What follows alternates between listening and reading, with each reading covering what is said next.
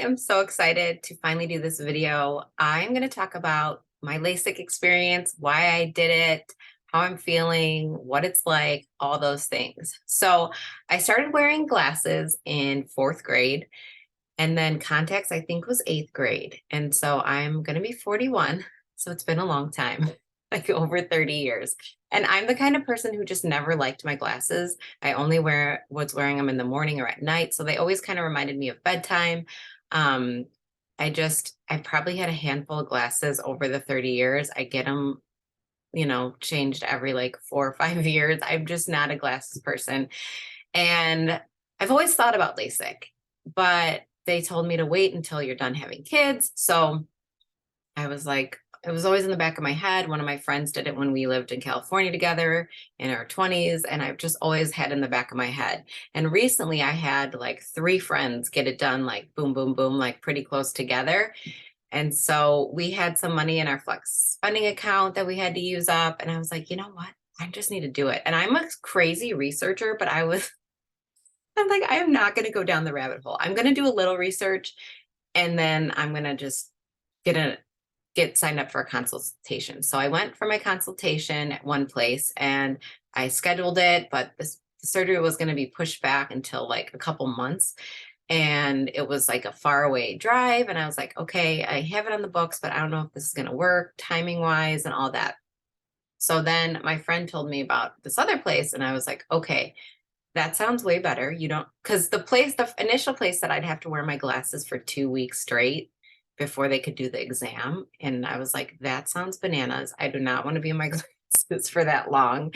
And the other place was like, just 3 days. I'm like, okay, I can handle like 3 days of being in glasses. Because before they do your exam, you need to be out of your contacts for 3 to 14 days, apparently. And then they do an exam where they dilate your eyes and they do a lot of stuff testing on your eyes to see if you're even a candidate for it. So I did an initial consultation at one place, and then I didn't want to do the whole glasses in 2 weeks thing. So I did another place. I did an initial consultation online and then an in-person one, I think the following week. And I just loved it there. I was like, this feels like a better fit for me. It's closer to my mom's, and my mom was the one that was driving me. And I stayed at her house the night of the surgery. So it just made sense. So I got scheduled. I'm like, okay, I'm doing this. And I was like super nervous leading up to it, like stress eating, like all over the place. But I just like wanted to do it. So day of surgery, it's pretty chill. Like it's pretty crazy. You just go and like all these people are getting their eyes done too. So you're all like sitting around waiting. And all they gave me three Advil, I think, and two Tylenol PM. And I'm like, you want me to take all this now? Like, I'm a very lightweight person. I don't take a lot of medicine. I'm like, I can't take all these right now. If I take two Tylenol PM and three, whatever these are, like, I'm going to be passed out. So I was like, okay, I'll take one of this and one of that. And then I'll take the other Tylenol PM after the surgery, was my plan so that I would be able to sleep.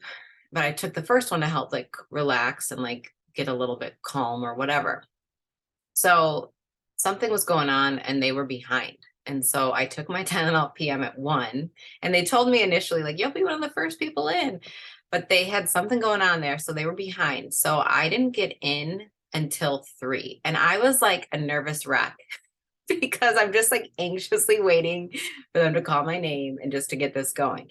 And finally at like 10 to 3, they called me and this other woman, and we go sit in the room, and then they're prepping stuff, and I'm like, okay. And they're like, you're going to go first. And she was really nice. She had actually gotten LASIK 20 years ago and was getting a touch up. So she kind of knew what was going on, and we were chatting, and it was awesome. And then finally they're like, okay, it's your turn. So the hardest part for me on surgery day was waiting. It was like Tom Petty. It was the waiting is the hardest part. So then we go in, and the actual like room, there's like 2 beds set up, and he's like, okay, we're going to start here. And I met the doctor, and he had sent like a little YouTube video for us to watch to meet him too, and like get some advice and tips and stuff, which I thought was really helpful. And so then I go and lay down, and he's like, okay, the first machine's going to feel like pressure. And he covers my one eye, and this machine comes down, and he tells you where to look. And I did it. And he's like, that was awesome. Do whatever you did for the second eye. I'm like, okay.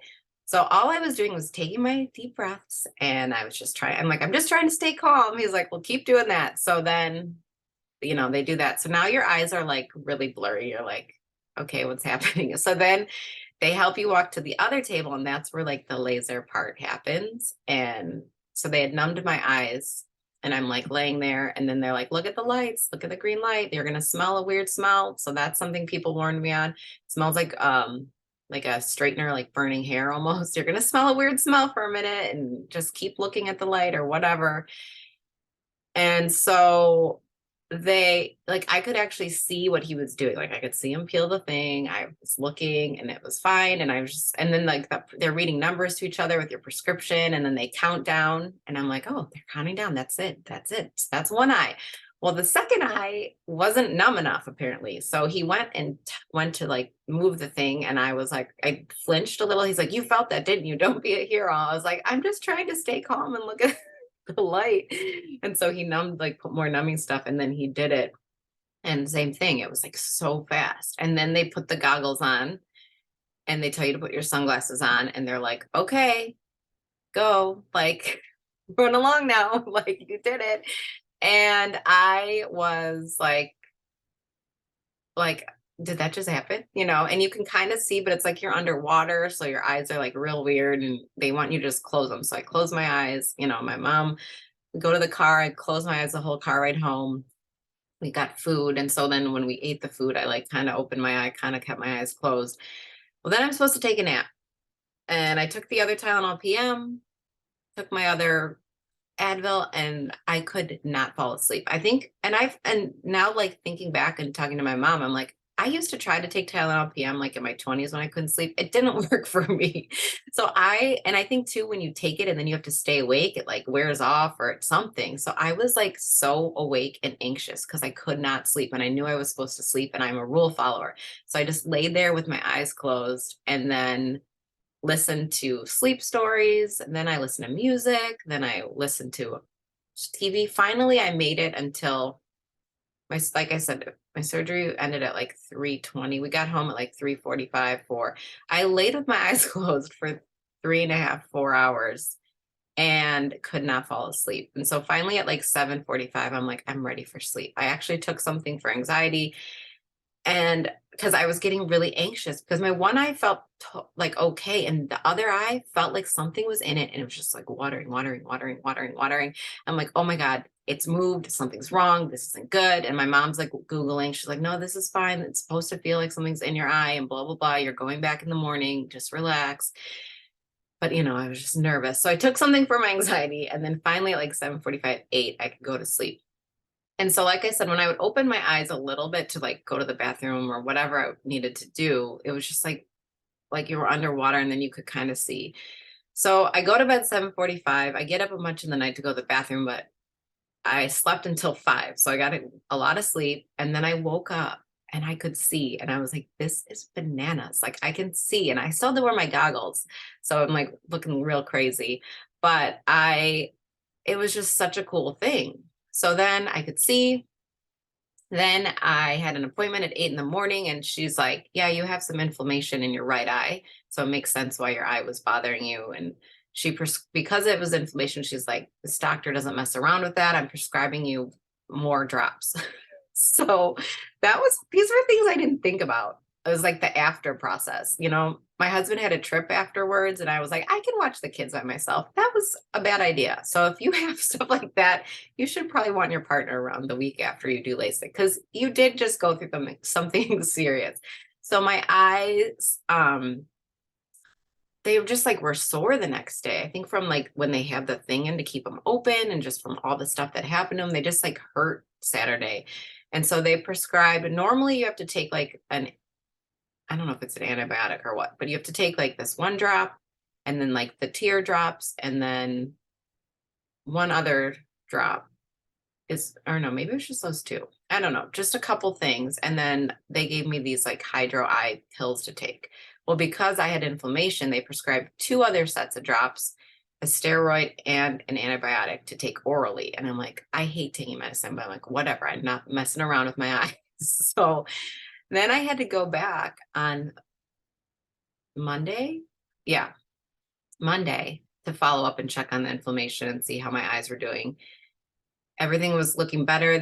So the drops, sorry, going back to the drops. I had to do drops, the one drop on the hour, every hour in the right eye. And then I had to do like 4 sets of this, 4 sets of that, 4 sets of this, 6 to 8 sets. Like I literally had to put stuff in my eyes like all day long and had like post-its of when and taking my pills when and all the things.